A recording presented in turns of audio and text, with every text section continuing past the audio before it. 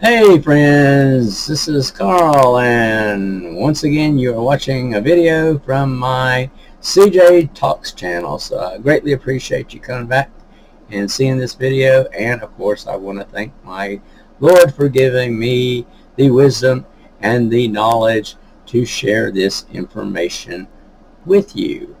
And in this part 4 of the series, Why We Do What We Do, I am going to be talking about the melancholy. And before I flip the screen, let me just give you a little uh, basis or a little information about how I view this particular temperament.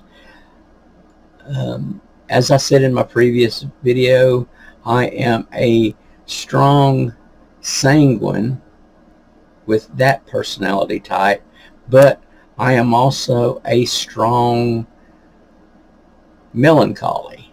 So I have a blend of these two personalities or these two temperaments. And as you do your own self-evaluation regarding the 4 temperaments, you will probably notice that you will have a primary temperament, but you will also have a secondary temperament. And this is what is called the blend of temperaments, where one is the dominant one and the other one is less dominant.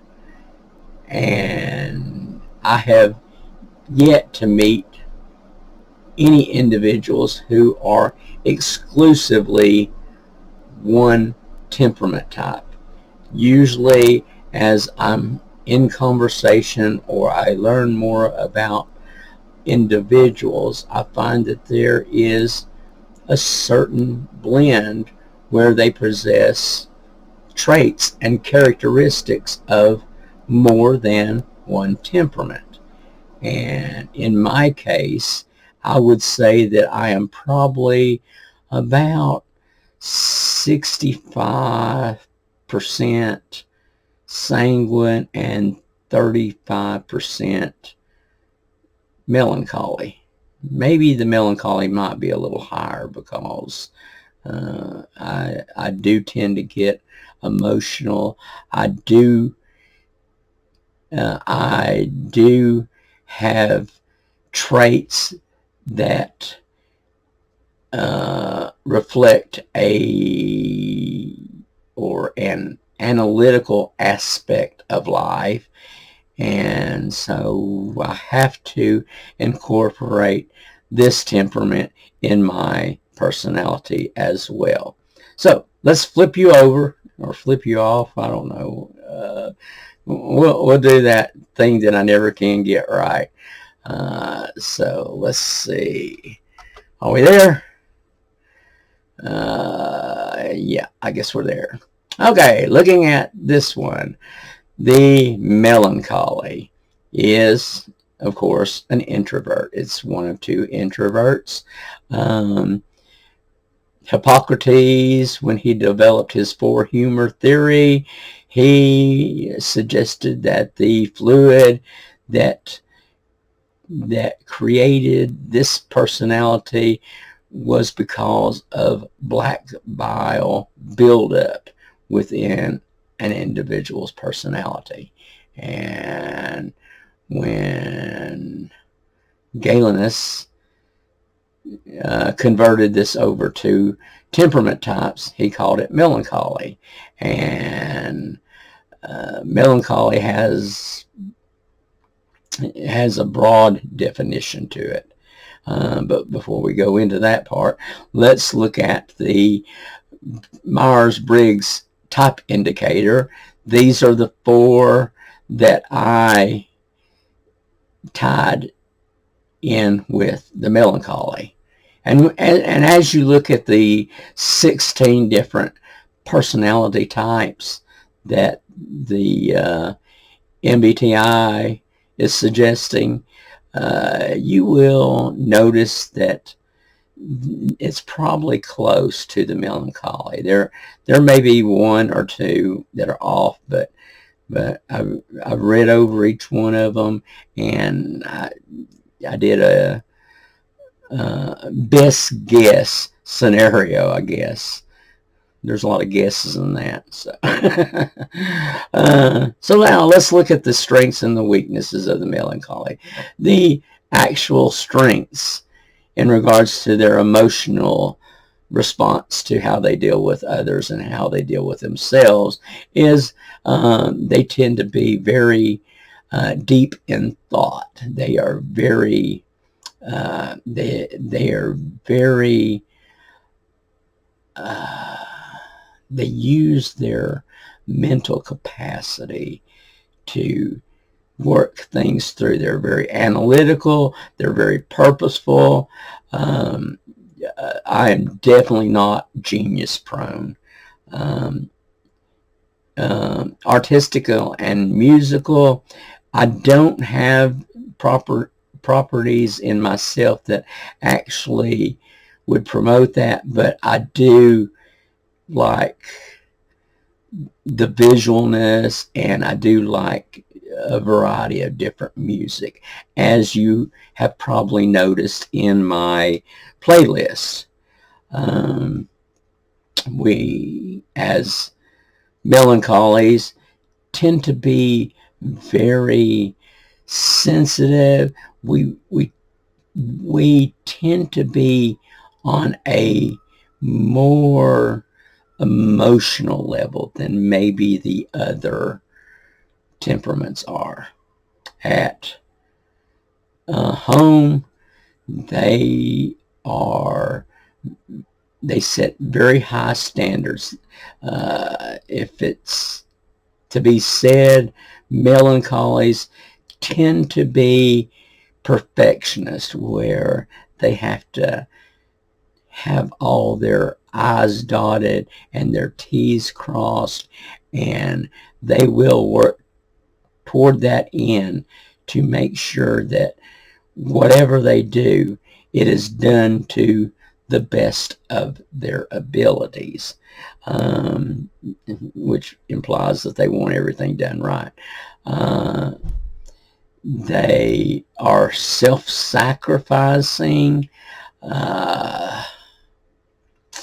They keep a family life in a good order, hence their analytical thoughts. They are very structured in the way that things should work and things should be.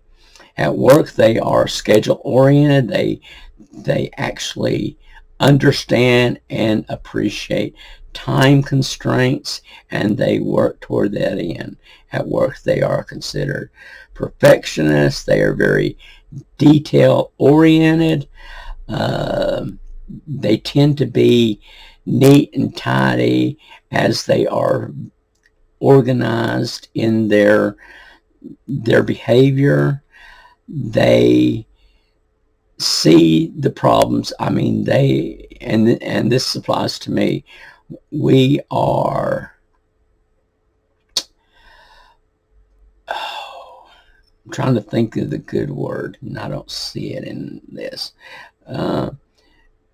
We are troubleshooters, where we need to examine everything, and we tend to look at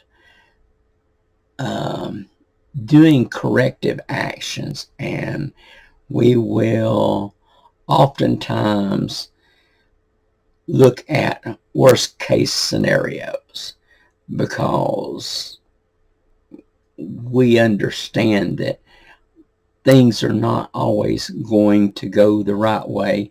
So we look at projects being done and how they can be improved or developed to be a perfect program.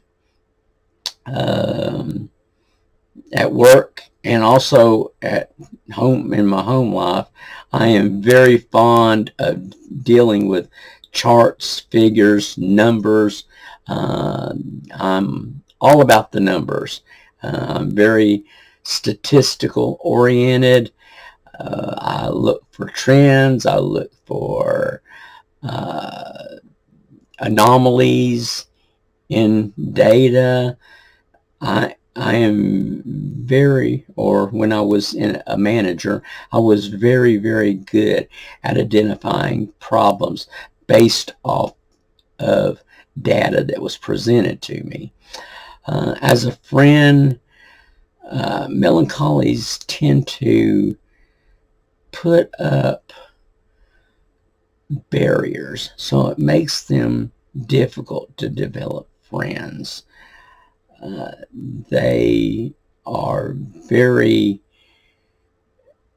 concerned with what people think about them, but more importantly, they are concerned with what they think about themselves. And oftentimes they get into this rut where they consider themselves not to be quite good enough.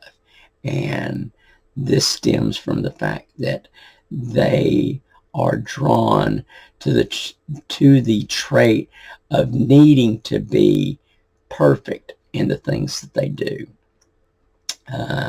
Okay, let's now look at some of the weaknesses. Emotionally, they are moody and they get depressed. They are always looking at and remembering negative things that have impacted them in their lives. They take on this pseudo feeling of hurt where they are self-sacrificing, and they kind of, when they are in their weakened state, they are kind of like down on themselves because they know that they can be more quote unquote perfect. A melancholy tends to harbor guilt feelings over the negative things they've done in the past, or the things that were done to them in the past. So they hold that close to their heart, and it's hard for them to let that go. They are, I put self-centered, but more importantly, they tend to be, they have this sense of awareness of self, and it might not be so much self-centered as it is that they are having feelings of their inferiorities.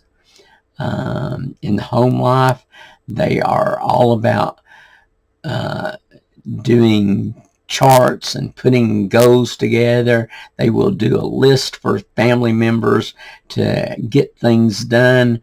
They are in a way, they are very meticulous about how things should be done. They put guilt on their children, and the reason that they do this is because melancholies consider themselves to be perfectionists, and because of that mindset, they will try to integrate that into the family life and have a child or a spouse to try to think likewise. And they will use guilt to that end.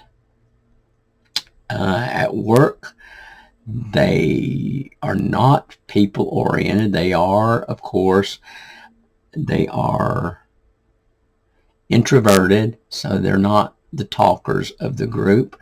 They have a problem when they fail to complete a task to perfection.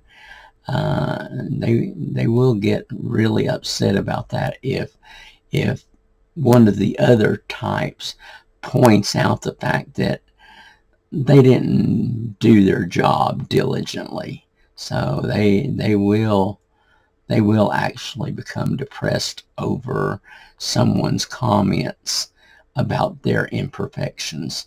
They love analytical work. They love numbers. They love charts. They love organizing. They'll put lists together. They are very strong individuals when it comes to micromanaging things. As as a friend, they live through the vicarious life of others. They are quite insecure socially. They have a problem when it comes to dealing with strong extroverted types, because they do not want to be found as being inadequate. Imagine a choleric and a melancholy getting together. What a disaster that could be. Being that a choleric is strong-willed and very their trait dictates that they have to do things a certain way, and they want others to be on board.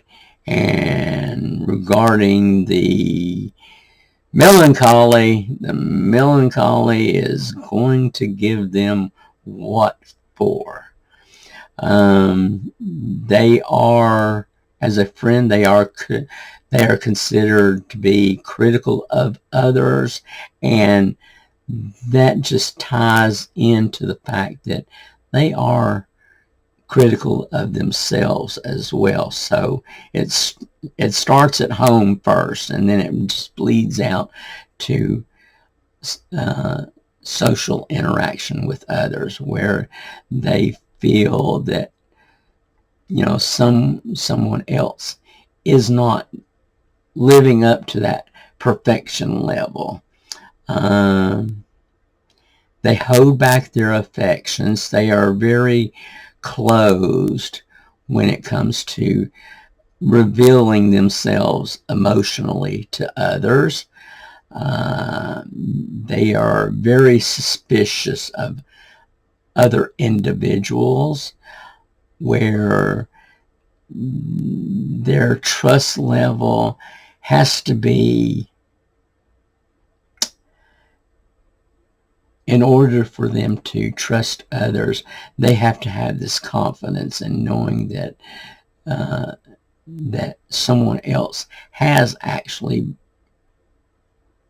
garnered that ability to be of trust.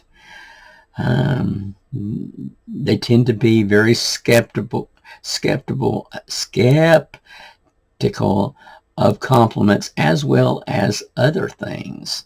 In my opinion, a melancholy is very closed off when it comes to dealing with people, and instead they tend to be withdrawn, and they tend to hold their feelings and their emotions close to their vest, because honestly they don't want the exposure of knowing that other people think of them as less than perfect. So that's the list of the melancholy. So let me get you back to me. Let's see, are we there? Yeah, I think so. All right. I might be getting better at this flip screen stuff. I don't know. It's what it is. So, but anyway, as I said earlier in the video, if I was to identify myself with one of the four temperaments, I guess the two that I'm closely associated with is the sanguine and also the melancholy. The melancholy is where I draw my emotional strength from. And I used to be less emotional years and years ago because I honestly could care less about what other people thought of me. But as I've gotten older and become more mature in my relationship with dealing with others and also dealing with God, I have found that I need that emotional reserve to better relate with other people.